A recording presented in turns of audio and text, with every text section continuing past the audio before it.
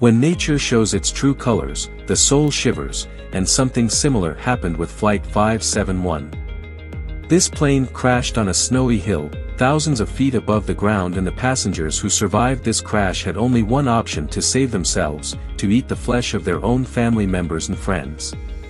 The story of Flight 571.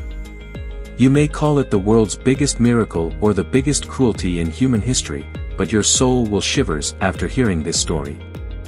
This heart-wrenching story begins on October 12, 1972, a European flight from South America takes off, which has to reach Santiago, the capital of Chile. Rugby players are sitting in this plane and their family members, relatives and friends are going to watch their match. There are a total of 45 passengers in this plane, including 9 crew members. This flight will reach its destination in 3 hours, but on the way it will have to cross the Andes mountain ranges. But unfortunately, the weather is bad later on, so this flight is landed in Mendoza, Argentina.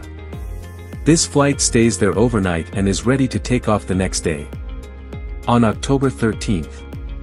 But the problem is that the weather is still bad, but the good thing is that the pilot of this flight has already flown 29 times on this route. Because of this, he has a complete idea of how to cross these Andes mountains. Due to the pilot's confidence, this flight takes off again on October 13th at 2:10 p.m. From here, only 1 hour is left to reach Santiago. And the pilot is confident that after 1 hour he will reach Santiago safely. This plane was flying at an altitude of about 18,000 feet and was slowly crossing the Andes mountains, but later the weather worsened, due to which the visibility decreased further and the pilot could not see anything ahead. If the weather was clear, then the pilot would have got an idea of where the plane was by looking at the surrounding hills. But at this time the pilot is dependent only on the instruments of the plane. Now, because the pilot knew that he would reach Santiago in 1 hour, that is why he kept estimating his location roughly, and after an hour, when he felt that he had crossed the Andes mountains, he asked the ATC at Santiago Airport for permission to land the plane. ATC asked whether you have crossed the Andes mountains. The pilot said yes, they have crossed the Andes mountains. ATC was also dependent on the location given by the pilot, so ATC gave permission to land the plane, and told the pilot to bring the plane to an altitude of 11,500 feet. At 3:20 p.m., the pilot started reducing the altitude of the plane slowly.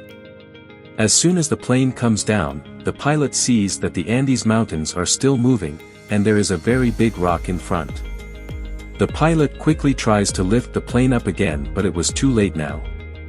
While lifting the plane up, its rear part hits a hill and breaks apart.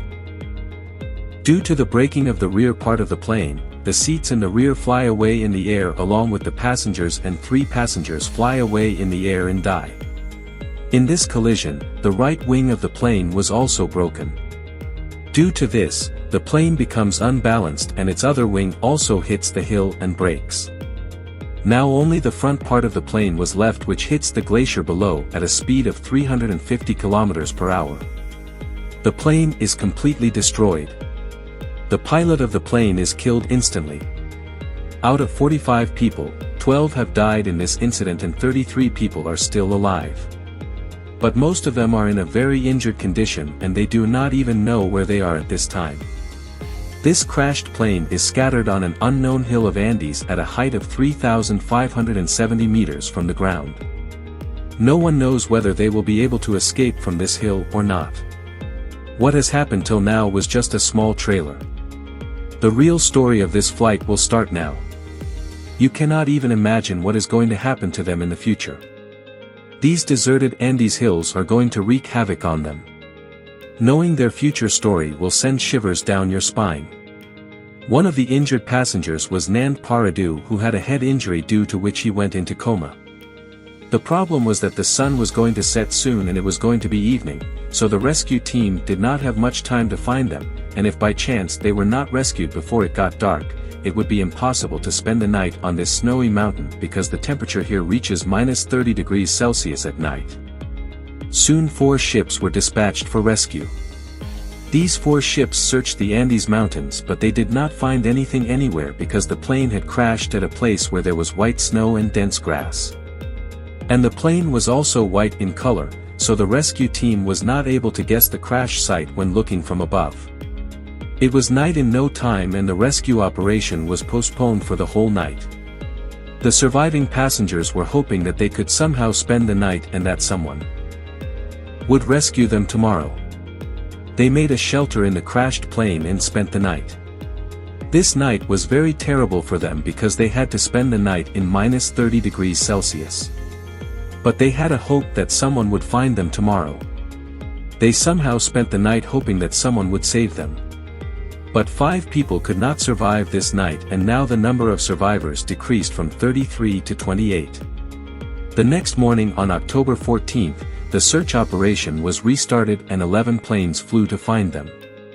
But the problem was that the crashed plane was not visible in the snowy mountains due to its white color. The rescue planes were flying over the survivors but they were not able to see them below. So the survivors tried to write SOS on the plane with lipstick to signal the rescue team. But they did not have enough lipstick to write SOS. So they made a big cross on the snow with their suitcases so that it could be clearly seen by the rescue team from the sky. That day 3 planes flew over them but unfortunately no one noticed them and this day also passed. The next day, October 15th, the situation was similar on that day too but the rescue team was unable to find them. Now these survivors had understood that they were in a very bad situation. It is not known when help will arrive, so they started making survival techniques with the things present in the plane. They were arranging water drop by melting snow in the sun, but they did not have many options for food. 3 days after the crash, on October 16th, Namo Parado wakes up from coma and as soon as he regains consciousness, he comes to know that his mother has died in this crash and his 19-year-old sister is seriously injured. Days are passing by, help is not being received, the food that was in the plane has also finished, the sunlight is reflecting from the snow and damaging their eyes. They had spent 8 days on this hill, enduring hunger, thirst and unbearable cold. Rescue planes arrive and fly over them. 6 days after the crash, Nundura's sister also loses the battle of life and dies. And after 8 days, the search operation is stopped because there is heavy snowfall in the month of October. Due to this, the search operation is postponed for 2 months. The officers thought that all the passengers would have died in these 8 days. Therefore, their dead bodies will be found and sent to their families after 2 months. Here the survivors found a radio in the wreckage of the plane. When the survivors turned on the radio, the news was being broadcast that the search operation of Flight 571 has been called off. This news shocked the survivors. Till now they had a hope of finding themselves, but now they were hearing the news of their own death on the radio. There was a ray of hope of finding them, but that too has been shattered. Now they know that death is certain here. Now either let the circumstances overpower you or face them bravely. They tore the seats of the plane and stuffed the cotton inside their clothes to save themselves from the cold. They wrapped the seat covers around their feet to make shoes to walk in the snow. The biggest problem was food. Now to stay alive, they had only one option. They did what no one has ever done in history. Just thinking about it makes the soul shudder. They decided to eat the dead bodies of their family members, relatives and friends who were lying in the snow. However, taking this decision was not at all easy for them. Days were passing by one and they did not have any plan to save themselves. He used to sleep inside the broken plane at night to avoid the cold, but 16 days after the crash, on October 29th, nature gave him another shock. He was sleeping at night and suddenly he came to know that a thick piece of snow was breaking off from the mountain and falling down. This avalanche came with such force that the huge amount of snow engulfed his broken plane. His plane was buried under the snow and snow had entered inside the plane as well. Due to which there was a shortage of oxygen for them and 8 more people died due to suffocation. And now only 19 people are left alive, but they are also buried under the snow. It takes 3 days for these people to get out of this snow. Now they realize that if they stay here, everyone will die one by one, so it is better to try to get out of this mountain and find help. Most of those people were injured, so they were not able to cross this mountain.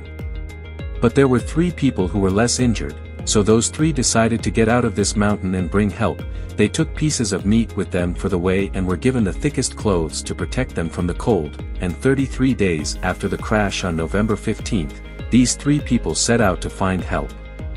As they were walking, it started getting dark and then their eyes fell on another broken part of the plane. They saw the rear part of the plane which had broken apart. When they went near that debris, they found a lot of food in it. They decided to spend the night in it. This night was good for them in the last few days. They found a battery in that rear part of the plane. They thought, why not take this battery near the main body of the plane and turn on the communication device installed in it and call for help. But the battery weighed 25 kilograms. It was not possible to take such a heavy battery to the crash site in such a weak condition. Then they thought that they should remove that communication device from the main body of the plane and bring it near this battery and turn it on so that they can call the rescue team. For a few days they tried to restart it but were unsuccessful. 59 days after the crash, on December 11th, another avalanche occurred in which 3 more survivors were killed, leaving the number of survivors at 16. Now these 3 young men, Cain Paradu and Vicente, set out to climb the glacier without any gear. The 3 of them kept moving towards the west, but they did not know at all whether they would find any human settlement in the direction they were going or not. They just felt that they had to cross the hill in front and they would get help, and they hoped that they would cross this hill in 3 days. That is why they kept a supply of meat with them for only 3 days. They had made a silk sleeping bag out of threads, so they would climb the mountain without any gear all day, and at night they would sleep together in a single sleeping bag. Spending the night in -30 degrees Celsius in the open without any facilities was not an easy task. They kept walking till the morning of the 4th day, but the good thing was that they had reached the top of the hill. As soon as they reached the top of the hill, the ground slipped from under their feet, because after climbing the hill they came to know that the direction in which they had been walking for so many days was the wrong direction. The road ahead never ends. Because their food supply was very low, they decided that one of them would go back to the crush side and the other 2 would go ahead. So Vigent returned and Paradu and Cain San got an idea of the right path after climbing the peak of that mountain. And both of them kept moving forward for many days. And after a few days they found a small stream of river. They kept moving down along with that stream. And after walking for 9 days continuously, on December 20th, they saw 3 people on the other side of the river. They were very tired of walking. In the last 9 days, they had hiked 61 kilometers on the mountain, and now the destination was in front of them. He pleaded for their help, but they left saying tomorrow. He did not get any help that day, but the very next day the villager came back and wrapped a paper and pen in a stone and threw it on the other side of the river. Nundura picked up the pen and paper and wrote down everything that had happened. When the villager read the paper, he understood everything, because he knew that a plane had crashed in these hills a few days ago. And people had come to that area for investigation too, but he was surprised how these people were still alive.